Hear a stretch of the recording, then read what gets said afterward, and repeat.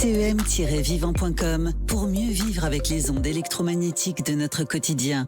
Présente Sud Radio, la santé demain, Gilles Goncalves.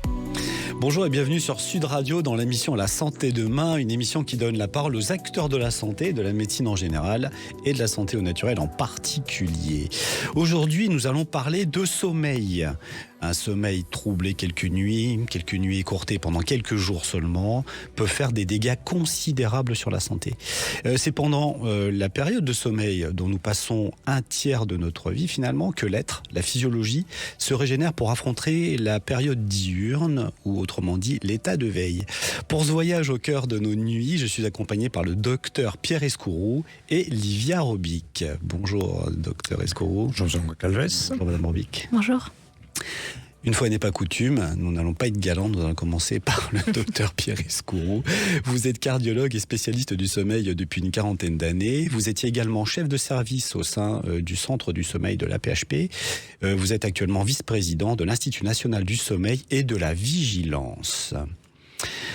Cher docteur, le sommeil est un pilier de la santé. Est-ce que vous pouvez nous emmener un peu plus avant dans cette réalité ? J'appelle ça une réalité, puisque nous le vivons quand même un tiers de notre vie. Alors c'est en effet un des 3 piliers de la santé avec la nutrition et l'activité physique, et c'est un pilier indispensable puisque on sait que la privation de sommeil totale conduit à la mort certaine. Ça a été fait chez l'animal, un peu moins chez l'homme heureusement. En combien de jours ? Et donc, vous avez une idée combien de jours de privation totale ? Chez l'homme ça n'a pas été testé encore, mais chez la souris c'est en quelques jours de la privation totale. Ce qui est important de voir, c'est que cette période de sommeil permet la récupération de l'organisme. Bien qu'on ne connaisse pas encore de manière parfaite tous les mécanismes du sommeil, on sait qu'il est indispensable à la santé. Bien sûr. Le sommeil semble être déclenché dès le matin pour des raisons de cycle circadien, en fait, les fameux rythmes biologiques. Est-ce que vous pouvez nous en parler un petit peu ? Parce que beaucoup se focalisent sur le soir. Qu'est-ce qui se passe le soir ? Puisque le sommeil est une activité du soir, mais elle est déjà prédéterminée dès le matin au réveil. Oui, c'est important en effet de faire démarrer son horloge par la vision de la lumière dès le matin, puisqu'on sait qu'il y a en effet un mécanisme qui va se dérouler tout au long de la journée, qui va être une accumulation du besoin de sommeil, et qu'il est donc important de déclencher en sortant le matin. C'est un conseil à donner déjà dès le départ à tous les gens qui nous écoutent. Après le petit déjeuner, une demi-heure à l'extérieur, exposé à la lumière, est indispensable pour avoir un rythme normal. Ouais, c'est fabuleux, donc ça fait un peu monter le cortisol, il y a des récepteurs, il y a tout un tas de choses neurologiques qui se mettent en route. Le but, c'est que l'horloge puisse en effet arriver au moment de s'endormir à déclencher la sécrétion de mélatonine qui va nous permettre de nous endormir. Et si cette sécrétion n'intervient pas, le sommeil ne va pas s'installer correctement. D'accord, donc ça c'est une hormone qui est produite pendant le sommeil, la mélatonine. Et je peux rappeler que c'est un des plus puissants antioxydants du corps, donc elle répare énormément de choses. Elle produit la sérotonine également, donc la bonne humeur, si je puis dire. Elle participe à la réduction de l'inflammation, réduction du vieillissement prématuré. La mélatonine participe à la réduction des risques du cancer, réduction des maladies neurodégénératives, réduction du diabète et des symptômes épileptiques, amélioration du sommeil, de l'humeur et contribution au maintien de la masse. Donc vous comprenez que si on ne dort pas beaucoup de mélatonine, on se passe de notre, je dirais, plus grand facteur de réparation métabolique.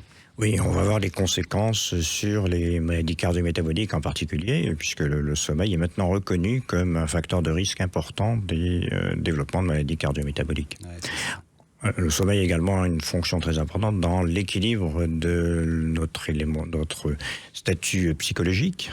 Et le sommeil, l'insomnie en particulier, est un signe précurseur de dépression très important qu'il faut pouvoir repérer pour éviter de verser dans une dépression importante. En France, on est souvent nommé comme étant le pays de la dépression. Le pays qui consomme le plus de produits hypnotiques, c'est corrélé. Qui est certainement à l'excès. La dépression également. On a une enquête annuelle de l'Institut du sommeil et de la vigilance montre que 30% des sujets interrogés de la population générale se considèrent soit comme anxieux, soit comme déprimés. Et ces gens-là ont une prévalence de troubles du sommeil très importante. Est-ce que les Français dorment vraiment bien finalement ? Alors les Français dorment, d'après cette enquête, donc en moyenne dans la semaine 6h50, donc une durée qui est inférieure aux recommandations qui sont entre 7h et 8h pour les adultes. 25% de la population dort moins de 6 heures, et ça, on sait que c'est un risque important pour tout ce qui est maladie cardio-métabolique. On récupère un peu le week-end, à 1 heure de plus pendant le week-end, mais c'est insuffisant pour éviter ce qu'on appelle ce jet lag social, hein, cette différence de durée de sommeil dans la semaine qui est insuffisante pour récupérer correctement. Est-ce qu'on peut vraiment récupérer du sommeil ? Alors, on peut récupérer, mais 1 heure est en général insuffisante. On a plus de doutes sur la possibilité de faire des réserves de sommeil, c'est-à-dire de prendre du sommeil en avance pour pouvoir le faire. Ça n'a pas été démontré de manière définitive. Mais la récupération est indispensable, mais pas toujours suffisante. Donc évidemment, un des symptômes du manque de sommeil, c'est la fatigue, mais est-ce qu'il n'y aurait pas d'autres signaux d'un mauvais sommeil que l'on sous-estime en général ? Alors la fatigue, faut bien s'entendre sur ce que c'est. La fatigue, en général, on considère que c'est plutôt un état qui est récupérable par une récupération physique, hein, par exemple la position allongée. Le manque de sommeil va plutôt donner de la somnolence. Somnolence et fatigue, c'est pas toujours facile de les distinguer, mais cette somnolence est très fréquente dans la population française. Et même chez les gens, chez les conducteurs, on considère qu'il y a à peu près 25% de gens qui conduisent qui ont un endormissement au cours de l'année. Donc des risques importants, bien sûr, liés à cette somnolence. Ouais, c'est énorme parce que le manque de sommeil cause un grand nombre d'accidents domestiques déjà. Et ce manque de sommeil cause plus d'accidents de la route que l'alcool. Oui, tout à fait. Donc ça, c'est extrêmement important. Y a-t-il différentes phases de sommeil pendant la nuit? Est-ce que ces phases sont importantes? Comment ça se passe? Oui, alors le sommeil est organisé en différents cycles. Hein. On a en général 4-5 cycles de sommeil de 90 minutes sur la nuit. Et en début de nuit, prédomine le sommeil récupérateur. C'est ce qu'on appelle le sommeil lent profond. En fin de nuit, c'est plutôt le sommeil paradoxal, qui est considéré comme étant plus le sommeil de rêve, bien qu'on rêve aussi en sommeil lent profond. Et donc, ce qui est vraiment récupérateur, c'est le début de nuit, et il faut le privilégier, un sommeil de bonne qualité, qui soit indépendant des nuisances qu'on peut avoir. L'enquête de cette année de l'INSV a démontré qu'il y a beaucoup de nuisances qui vont perturber le sommeil, et la première étant le bruit. Les bruits de l'environnement, les bruits de voisinage, les bruits du conjoint éventuellement s'il ronfle, vont perturber le sommeil de manière importante. Ensuite viennent les nuisances liées à la lumière. Les gens en fait dorment de manière étonnante avec des lumières dans leur chambre. Et puis la troisième nuisance qui va se manifester de plus en plus avec le réchauffement climatique, c'est la température. L'excès de température est une nuisance importante également pour le sommeil. Parce que le corps a besoin de se refroidir pour rentrer dans le sommeil. Le corps doit éliminer de la chaleur pour pouvoir s'endormir et la température baisse au cours du sommeil d'un demi à 1 degré. Donc il n'y a pas d'autres éléments et d'autres facteurs qui viendraient en amont perturber le sommeil, comme aujourd'hui le fait qu'on soit éclairé longtemps alors qu'on devrait aller au lit, ce qui stimulerait un petit peu notre activité cérébrale, ou les objets connectés, les tablettes, les ordinateurs. Oui, alors il y a des éléments en effet qui sont liés aux nouvelles technologies, mais un élément important, c'est l'exposition à la lumière, comme je vous le disais tout à l'heure, dans la journée. Les gens qui sortent plus longtemps dans la journée ont un meilleur sommeil. Alors évidemment, il y a des nuisances maintenant qui apparaissent la nuit et qui sont associées à l'utilisation du téléphone. Hein, une partie importante, plus de 50% des gens gardent leur téléphone allumé la nuit. Il y a des gens qui s'endorment avec la télé, il y en a une grande proportion. Et évidemment, les écrans et l'exposition aux écrans le soir avant le sommeil est tout à fait préjudiciable à la qualité du sommeil et entraîne une plus grande latence d'endormissement. Oui, vous avez des recommandations par rapport à ça? D'éviter au maximum les écrans. C'est pas seulement la longueur d'onde qui est présente dans les LED des écrans, mais c'est aussi le contenu de ce qu'on regarde le soir qui va perturber le sommeil. Est-ce que ce serait pas aussi le fait que on soit complètement concentré en hyper activité cérébrale sur quelque chose qu'on regarde ou quelque chose qu'on étudie qui perturberait le cycle du sommeil. On pourrait passer ce cycle à cause de ça ? Oui, dans l'insomnie, cet aspect d'hypervigilance est en effet important. Il est souvent associé à des problèmes psychologiques, en particulier à l'anxiété.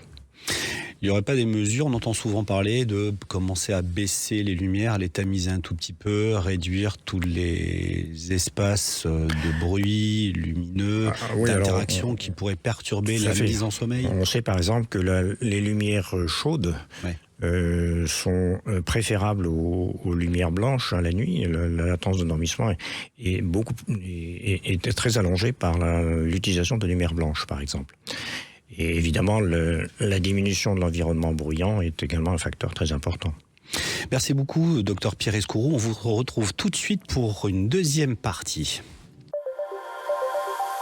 CEM-vivant.com pour mieux vivre avec les ondes électromagnétiques de notre quotidien. Présente Sud Radio, la santé demain, Gilles Goncalves. De retour avec le docteur Pierre Escourroux et Livia Robic. Cher docteur, nous en étions aux différents facteurs qui aidaient le sommeil ou l'empêcher. Dans un des grands facteurs d'empêchement du sommeil, on parle souvent de l'apnée du sommeil. Qu'en est-il ? Alors c'est en effet une maladie qui est fréquente, puisque environ 30% des gens, des sujets interrogés se plaignent de troubles du sommeil dans l'enquête de l'INSV. 20% de cette population sont plutôt sujets à l'insomnie et on a environ 10% de sujets adultes qui souffrent de syndrome d'apnée du sommeil. Alors, c'est une maladie donc fréquente. C'est pas seulement la maladie des ronfleurs d'ailleurs, comme on a tendance à le croire, ni des obèses. Ça peut se voir chez des gens de corpulence normale. Et c'est une maladie qui va se voir également chez la femme et qui va être pourvoyeur de complications, en particulier de complications cardio-métaboliques importantes, en plus des problèmes de somnolence qui vont provoquer des accidents de la route. Donc c'est pour ça que c'est important de les dépister. Oui. Et on commence maintenant à avoir des systèmes qui sont en général des objets connectés qui vont permettre de faire un pré-screening de cette maladie, presque un diagnostic dans certains cas. Et pourquoi est-ce qu'elle est aussi si souvent sous-diagnostiquée, cette apnée du sommeil ? Alors parce que les symptômes en fait ne sont pas rapportés au sujet à leur sommeil. Les symptômes sont dans la journée, c'est-à-dire la somnolence. Les gens ne se rendent pas compte que c'est lié à des problèmes de sommeil. Et puis il y a d'autres symptômes comme l'hypertension artérielle, comme les maladies cardiovasculaires ou le diabète qui sont associés et qui ne sont pas reliés directement à ces pathologies du sommeil. Souvent par méconnaissance des médecins même qui ne connaissent pas encore très bien cette maladie. D'accord, donc vous avez évoqué la possibilité d'utiliser des objets connectés. Donc je me tourne vers vous, Livia Robic. Quel type d'objet est-ce que vous pouvez proposer pour nous aider à mesurer les différentes phases du sommeil, si je puis dire, ou donnez-nous quelques explications pour savoir ce qu'il est le plus judicieux d'utiliser chez nous pour mesurer la qualité de notre sommeil ? Oui, il existe des objets connectés aujourd'hui pour permettre de suivre son sommeil. Nous, chez Withings, on a notamment sorti le Sleep Analyzer. Peut-être rapidement pour contextualiser, Withings, c'est une société française qui a développé un des plus grands écosystèmes d'objets connectés au monde. Donc déjà, cocorico. Pour une fois que c'est une société française. Et donc notamment le Sleep Analyzer, qui est un petit objet qu'on peut placer sous son matelas et qui va permettre de suivre son sommeil nuit après nuit. C'est considéré comme un des objets connectés les plus confortables au monde pour suivre son sommeil. C'est comme une sorte de plaque qu'on glisse sous le matelas ? Oui, c'est ça. C'est un petit, un petit capteur qui est donc enroulé dans un tissu et qui va se placer sous le matelas au niveau du torse et qui permet de suivre son sommeil de façon complètement sans contact. Donc il y a d'autres solutions qui existent, comme les montres, notamment. Mais qu'est-ce qu'il capte, lui, finalement le Sleep Analyzer, lui, va suivre tout ce qui va être rythme cardiaque, rythme respiratoire, les différentes phases du sommeil, le temps d'endormissement, le temps de réveil, les interruptions au cours de la nuit. Et on va pouvoir, donc, tous les matins, montrer à l'utilisateur donc, son score de qualité de sommeil, qui est un score donc, créé par Withings, qui va représenter à quel point il a bien dormi au cours de la nuit. C'est un score sur 100. D'accord. Et surtout, ce qui fait la force de ce produit, c'est que c'est un dispositif médical pour la détection de l'apnée du sommeil. Donc l'utilisateur, tous les matins, va avoir dans son application un score qui s'appelle le score AHI, l'Apnea Hypopnea Index, qui est un score universel, qui va indiquer donc le nombre d'épisodes d'apnée en moyenne qu'a fait l'utilisateur au cours de la nuit. Donc c'est-à-dire le nombre d'interruptions de respiration qu'il a eu en moyenne au cours de la nuit. C'est un score donc, qui va quantifier donc, la sévérité de son apnée du sommeil. Et c'est assez intéressant de le suivre avec un objet comme le Sleep Analyzer parce qu'on peut suivre son apnée dans la durée et on peut mettre en place des choses dans son hygiène de vie pour réduire cette apnée-là et améliorer son sommeil. Oui, bien sûr. Donc les questions qui vont avec tout objet connecté, c'est est-ce que ces mesures sont fiables ? Oui, tout à fait. Alors c'est donc donc il y a différentes technologies qui existent. Il y a les montres, il y a les bagues comme Whoop, Oura, la ScanWatch donc de chez WeThings. Et le Sleep Analyzer, lui, est un dispositif médical qui est marqué CE et plus récemment aussi qui a eu le tampon FDA pour le marché américain. Comme outil de détection d'apnée du sommeil. Donc il y a eu des études cliniques qui ont été faites pour valider ce capteur contre la polysomnographie qui est le standard universel aujourd'hui de détection. Je crois que c'est un aspect en effet très important, cet aspect de validation, parce qu'il existe beaucoup de produits qui sont sur le marché actuellement, qui sont proposés comme des produits fiables et qui n'ont pas été réellement testés ou validés dans des études scientifiques contrôlées. Donc il y a peu de produits qui le sont réellement. Le matelas de WeThings l'a été et fait l'objet de publications permanentes. Et c'est important parce que les sujets viennent maintenant nous voir en consultation, les malades, avec des résultats. Ils nous demandent, ils nous disent, vous voyez, ma montre me dit que je n'ai pas dormi, alors que ça n'est pas réellement vrai. Mais les gens sont très inquiets et ça génère donc une anxiété supplémentaire dans certains cas. C'est vrai que dans le monde de l'appareil connecté, il y a souvent le cas de gens que je connais autour de moi qui me disent je suis en pleine forme et ma montre me dit que non. Donc comment je me repère dans tout ça ? Donc vous chez WeThings, vous avez pu étalonner un peu plus proprement tout ça de manière à avoir à peu près la qualité requise pour confirmer ça, voire après sur diagnostic médical, j'imagine, mais les capteurs permettent de regarder ce qui se passe réellement pendant le sommeil, c'est ça ? Oui, et ça c'est un point important et c'est la raison pour laquelle les instituts comme l'Institut du sommeil et de la vigilance font des recommandations à ce sujet sur les appareils fiables. Ah, effectivement. Est-ce que vous avez d'autres appareils à nous recommander ? Oui, il y a d'autres appareils développés par WeThings. Il y a notamment donc la montre, la ScanWatch 2, qui est une montre qui permet de suivre son sommeil également, mais qui permet aussi de suivre d'autres paramètres comme son activité au cours de la journée, la température, donc sa température corporelle.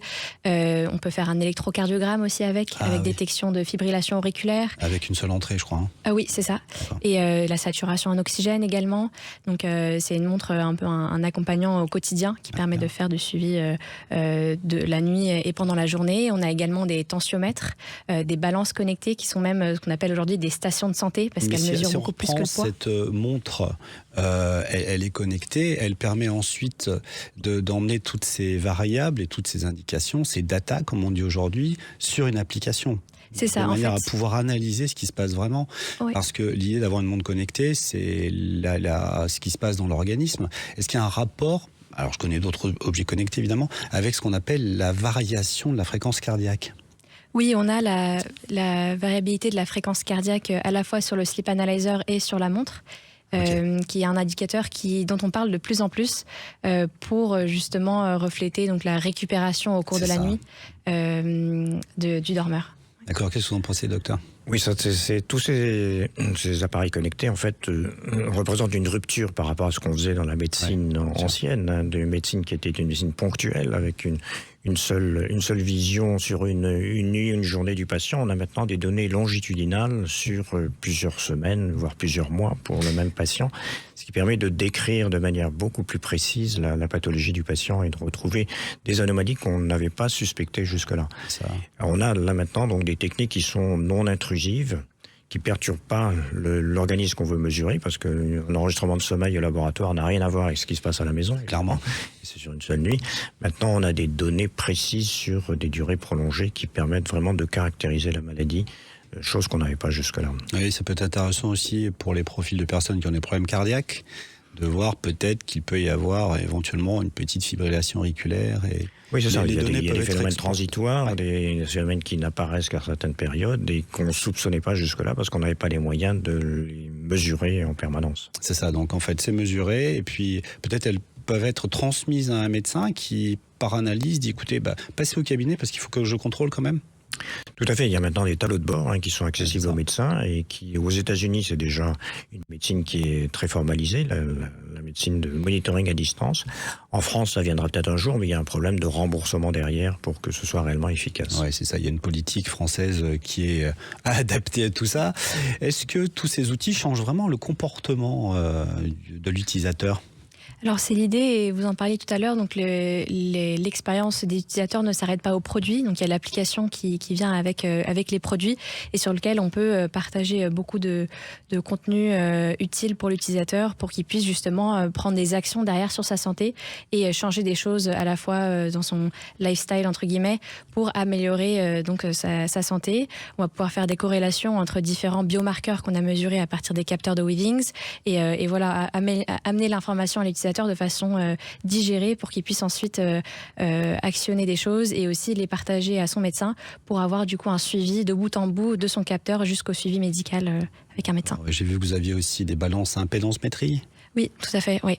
On a annoncé au CES cette année la Bodyscan 2, donc qui est la toute dernière station de longévité où on a tout un tas de capteurs, plus de 60 biomarqueurs qui permettent vraiment d'avoir un suivi cardio-métabolique complet sur la santé des patients et des utilisateurs au quotidien. Oui, avec tout ce qui est relatif au maintien corporel, à l'évaluation de la corporalité. Est-ce que l'intelligence artificielle n'est pas en train de se mêler de tout ça dans vos programmes ? Est-ce que c'est utile pour vous, cette intelligence artificielle, pour mieux collecter les informations et les rendre accessibles ? Oui, alors nous, on utilise déjà des algorithmes de deep learning pour la détection, notamment l'algorithme de détection d'apnée, des choses comme ça. Donc, ça utilise déjà une forme d'intelligence artificielle. Aujourd'hui, on la retrouve aussi à d'autres niveaux, notamment dans notre application. L'intelligence artificielle nous permet de faire une corrélation de données beaucoup plus profonde et utile pour l'utilisateur. Merci beaucoup, chère Livia Robic et docteur Pierre Escourou, pour toutes vos explications ô combien importantes concernant le sommeil. Et nous, chers auditeurs, on se retrouve dimanche prochain à 15h30 pour une nouvelle édition. Sud Radio, la santé demain, Gilles Goncalves.